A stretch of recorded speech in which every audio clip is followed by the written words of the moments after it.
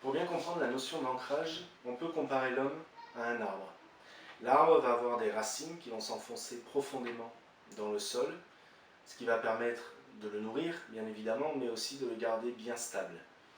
Les branches, quant à elles, vont se mouvoir en fonction du vent, mais une grosse bourrasque ne va pas déraciner l'arbre parce qu'il sera suffisamment ancré et ses racines seront bien nourries.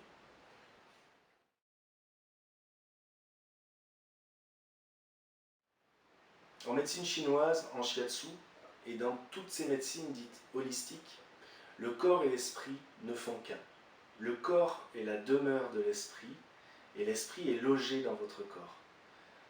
Donc il faut que votre corps soit en bonne santé pour que l'esprit s'y sente bien.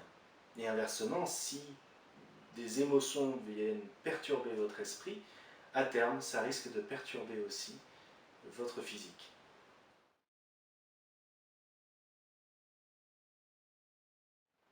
L'ancrage dans le quotidien, on le retrouve dans tous les sports de combat, les arts martiaux.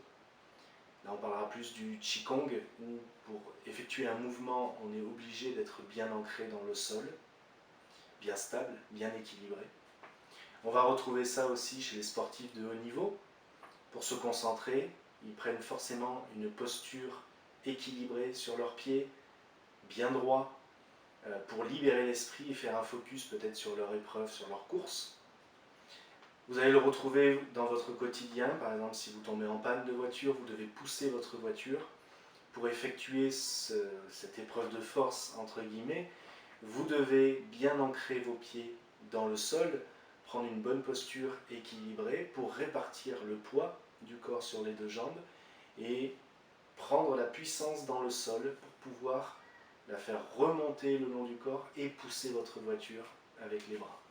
Si vous prenez une mauvaise posture, vous allez vous faire mal et vous n'aurez peut-être pas suffisamment de force pour la pousser, cette voiture.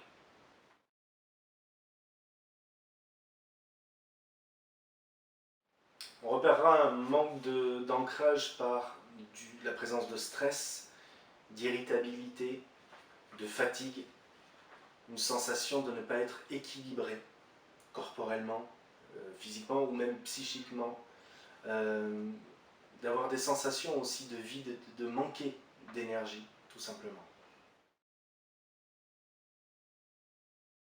Pour conclure, on pourrait dire que l'esprit ressemble à un ballon d'hélium. Pour éviter qu'il s'envole, il faut un socle solide. Ce socle, c'est votre corps. Si votre esprit est bien dans votre corps, vous réagirez mieux face à des situations qui sont compliquées. Vous éviterez de vous énerver et vous prendrez les choses avec patience.